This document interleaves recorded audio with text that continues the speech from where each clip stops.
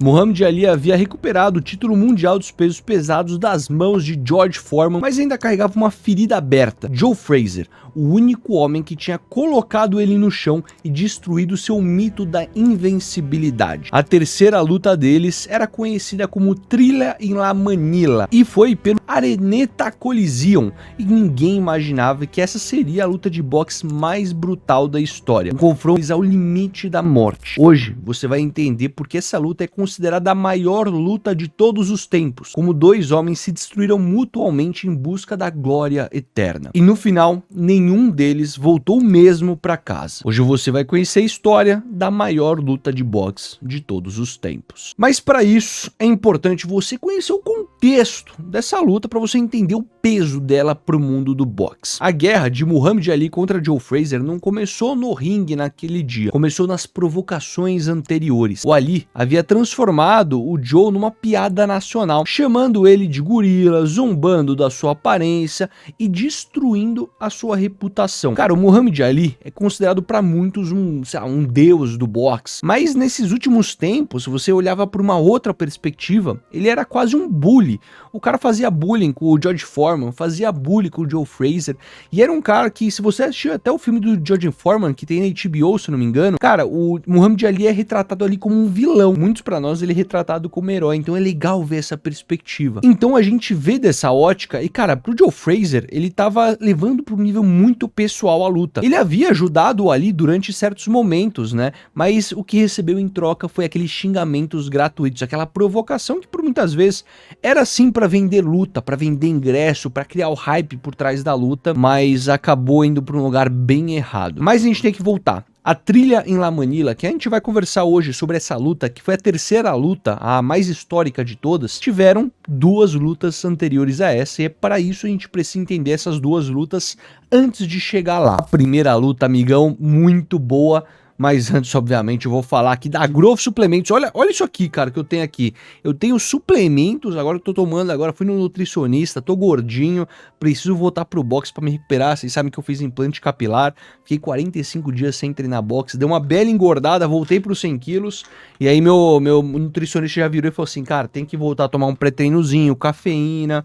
Tem aqui, ó, ômega 3, biotina pro cabelo crescer, porque o pai tá calvo de vocês, multivitamínico, tudo da Growth Suplementos. Então, ó, quer comprar um bom suplemento, bom e barato, tem Whey Protein, tem essa linha aqui de multivitamínicos para você tomar e ficar fortinho também e treinar melhor, obviamente, seu boxe. Utiliza nosso cupom na Growth, cupom FALA, pô, é o cupom que ajuda a gente a manter o canal aqui, e eu fico muito feliz, agradeço a todos que já usaram o cupom, me marca sempre no Instagram que você usar o cupom, que eu sempre reposto vocês lá pra gente comemorar a nossa conquista junta, pô, a gente junta um dinheirinho todo mês pra comprar luva na Maximum, pra comprar suplemento na Growth, pra gente melhorar nosso estilo de vida e nosso treino, então quero comemorar essa conquista com vocês, sempre que usar o cupom, me marca lá no Instagram, e muito obrigado pra todo mundo que já utilizou o cupom FALA. Bora voltar então pra primeira luta que ocorreu em 1971, que, cara, já foi épica naquela época, né? O Ali, ele tava voltando, ele ficou, antes do George Foreman, de ele lutar com ele, ficou 3 anos fora do ringue. Então ali ele tava meio enferrujado nesse momento da carreira dele, porque ele ficou muito tempo parado. E ele enfrentou, cara, um Joe Frazier que na época tava no auge. Junto com o George Foreman, eles estavam formando ali o que era, talvez, o maior momento da história dos pesos pesados. E o resultado, cara, foi devastador, cara. O Frazier derrubou ali no 15º round e ganhou a luta por decisão unânime. Não foi nocaute, mas foi por pontos e deu certo pro Joe Frazier. E ali, cara, foi a primeira derrota profissional do Muhammad Ali. E, cara, imagina, pra um cara que é invicto, cara, deve doer como uma facada no orgulho da pessoa, na alma. E aí a gente teve a segunda luta, mas 3 anos depois, cara, a audiência teve que esperar 3 anos, em 1974, pra essa luta acontecer novamente, onde eles se reencontraram. Dessa vez, o Ali já estava mais preparado, mudou a estratégia, estudou mais o adversário e conseguiu vencer por decisão unânime. O placar então chegou empatado para essa terceira luta, uma vitória para cada um, e essa trilogia ela precisava de uma conclusão. E é aqui que a gente começa a ficar interessante essa história. A luta ela foi promovida por por nada menos do que Don King, talvez o maior empresário da história do boxe. A gente já fez um documentário sobre ele, cara, um documentário que quase ninguém viu aqui no canal. A gente fala aqui dessas grandes lutas, mas o documentário do Don King, que foi um cara fundamental para a história do boxe, e pouca gente fala dele, mas obviamente se você se inscrever aqui e entrar no nosso canal, maratonar, você vai ver que a gente tem documentários de todos os atletas, promotores, explicando tudo sobre o mundo do boxe, para você ter uma história completa de tudo que já aconteceu no mundo do boxe. A gente tem uma missão nesse canal, digitalizar o boxe no Brasil, trazer conteúdo de alta qualidade, que é isso que a gente tá fazendo aqui, contando a história da maior luta de todos os tempos. E assim, essa luta, o Don King na época, apesar das suas controvérsias, suas polêmicas, ele era um cara que conseguia vender ingressos, conseguia promover a luta como ninguém. Essa luta, ela teve cobertura mundial. Ela foi exibida numa televisão fechada na época, em 380 locais dos Estados Unidos e transmitida para mais de 50 países. Você vai achar que é pouco, mas pô, a gente tá falando de 1974. É absurdo esses números para essa data.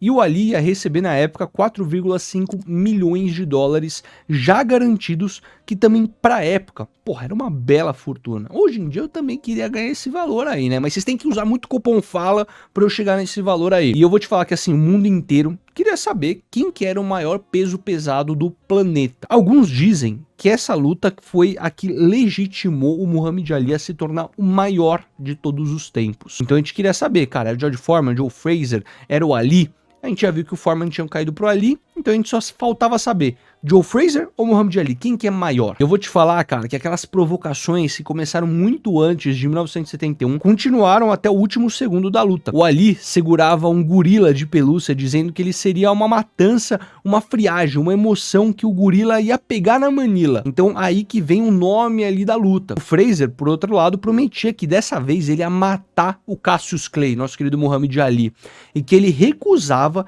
chamar o Ali pelo seu nome muçulmano. Cara, isso aqui é uma coisa que pegava no nervo do Muhammad Ali. Ele queria ser chamado de Muhammad Ali, não queria ser chamado de Cassius Clay, o seu nome de batismo. E cara, o Frazier sabia onde provocar, chamava o cara de Cassius Clay a cada entrevista e se recusava a chamar ele pelo nome muçulmano dele. E a tensão ficou muito alta e quase que os dois brigaram no programa de TV dias antes da luta. Era óbvio, quando chegasse o momento de verdade, nenhum dos dois dava moleza. Daria pra gente falar, pô, esses caras estão vendendo ingresso e provocando, eles são amigos por fora, mas cara, o bagulho tava tenso assim, tava real o negócio. Então a luta foi marcada 10 da manhã, um horário assim bem esquisito, né? Mas a gente tava falando que eles estavam na Filipinas pra fazer essa luta. Não tinha Manny Pacquiao na época, não tinha ninguém. A luta foi marcada nas Filipinas, em Manila, às 10 da manhã, para acomodar um públicozinho tranquilo, 1 bilhão de espectadores naquele calor filipino de 40 graus.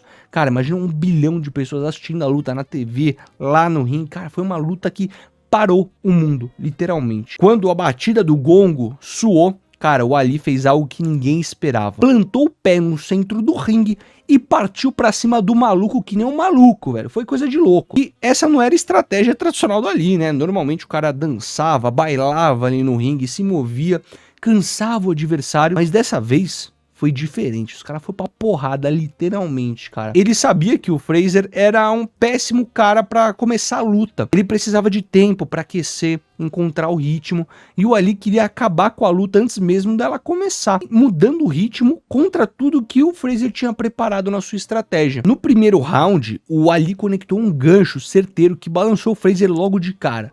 Pela primeira vez na carreira, o Joe parecia vulnerável no início de uma luta. E o Ali foi pra cima como um pitbull, descarregando tudo que tinha, botando tudo que tinha pra, mano, nocautear no primeiro round. Mas o Frazier era feito de um material diferente. Pô, a gente tá falando aqui, talvez no top 10 da história. Golpe, conseguiu encontrar o ritmo passando os rounds e começou a pressionar. A partir do segundo round, a luta mudou completamente. O árbitro impediu que o Ali fosse segurar a nuca do Frazier, forçando ele a mudar de estratégia. Agora, o Ali usava o braço estendido para atrapalhar a visão do adversário. Cara, para quem é boxeador alto, tá aqui uma dica maravilhosa para você.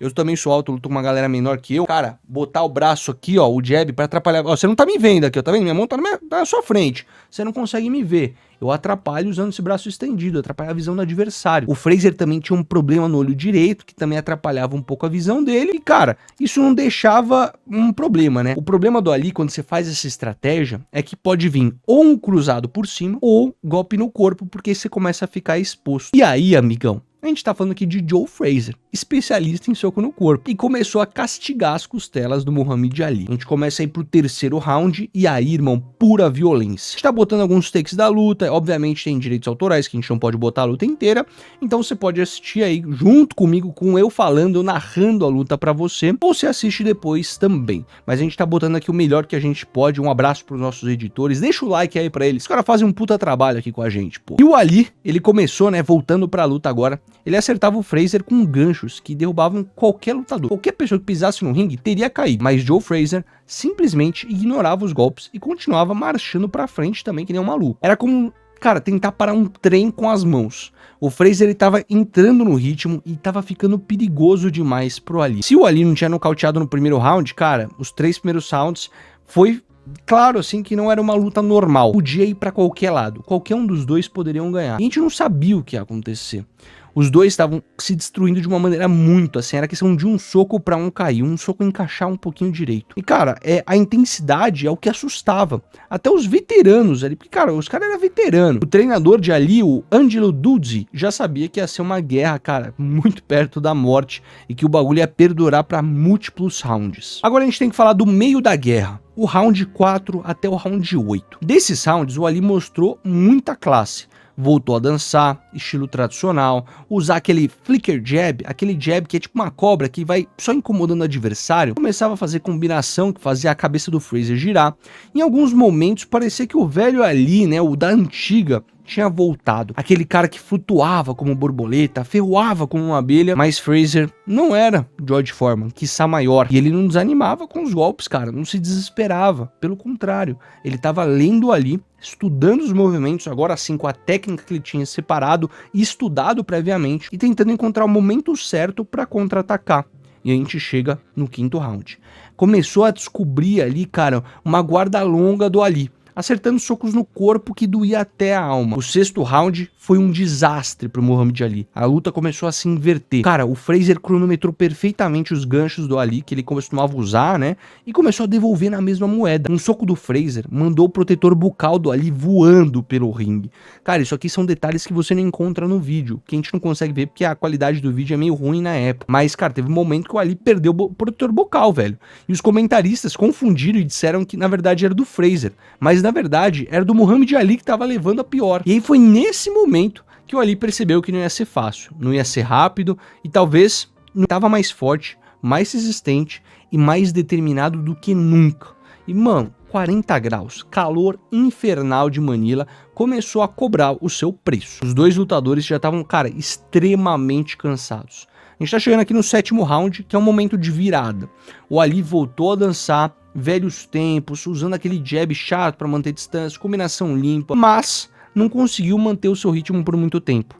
Cara, o cara já tava mais velho, a perna tava pesada, o pulmão pedia mais ar do que a Manila podia oferecer. E aí no oitavo round aconteceu algo que mudou o rumo da luta. O Ali parou de dançar. Decidiu trocar a pancada no centro do ringue. Voltar à estratégia do primeiro round.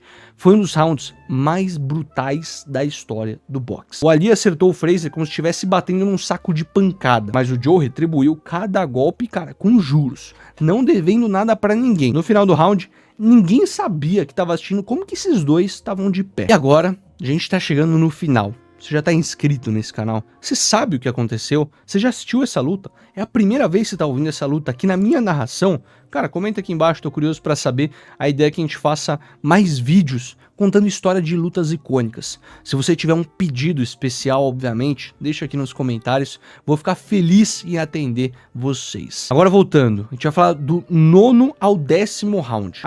O Ali parecia um fantasma de si mesmo. Havia gasto qualquer energia que tentava ali nocautear o Fraser e agora estava pagando o preço, né?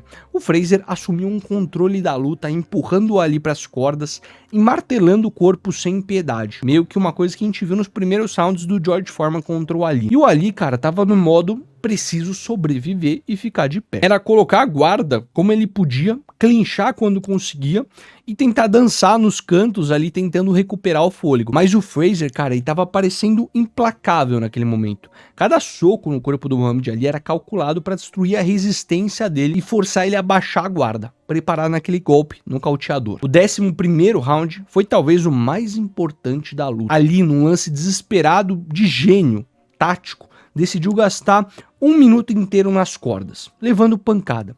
Isso aqui é o que a gente chama de rope a dope.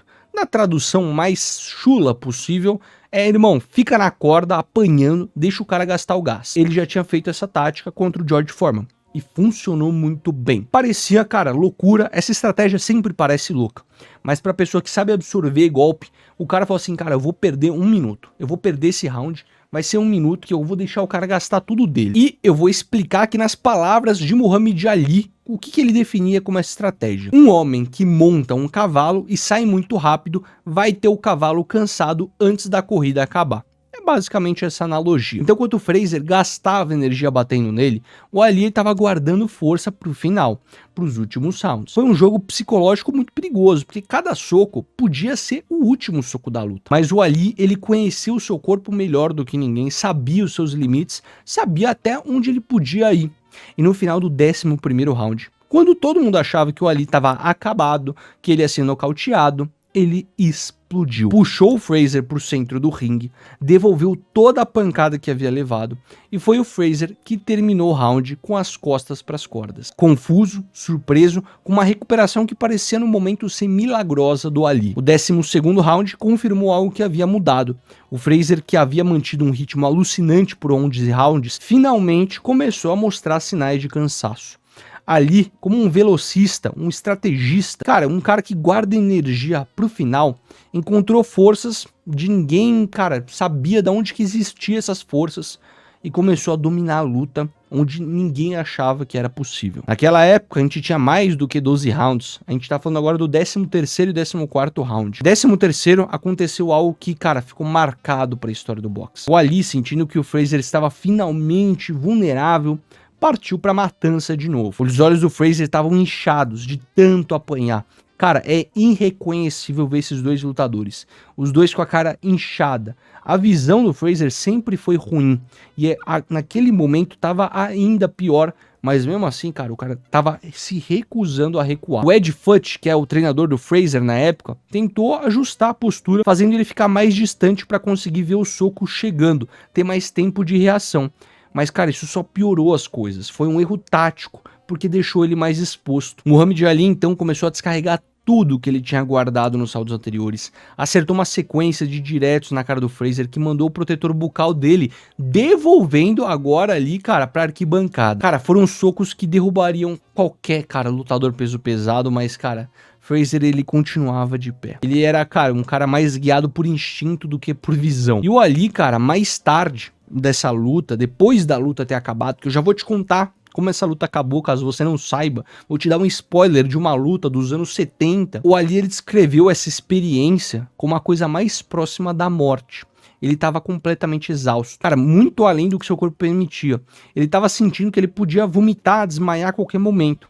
Mas o Frazer também estava nesse limite. E, cara, praticamente cego, lutando numa neblina de dor e, cara, determinação. Chegamos ao 14º round, o último ato dessa tragédia épica. Os dois homens estavam cambaleando pelo ringue, como se fossem dois gladiadores feridos.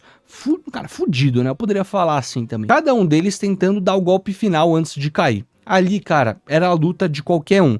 Quem acertasse o melhor, o outro ia cair. O Ali encontrou forças de um lugar profundo da alma e partiu para aquele ataque desesperado.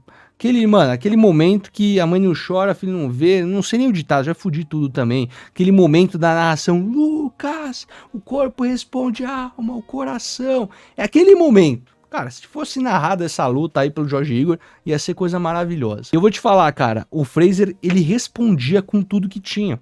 Mas os olhos dele estavam, cara, quase fechados. Estava muito difícil. Ele estava lutando por memória, instinto, memória muscular e, cara, uma coisa que ele tinha praticado, é uma coisa que ele já esperava da luta. E quando o gongo soou encerrando o round, os dois, cara, não estavam ficando de pé. O final é o seguinte. Muhammad Ali venceu por nocaute técnico, deixando ali Joe Frazier no chão.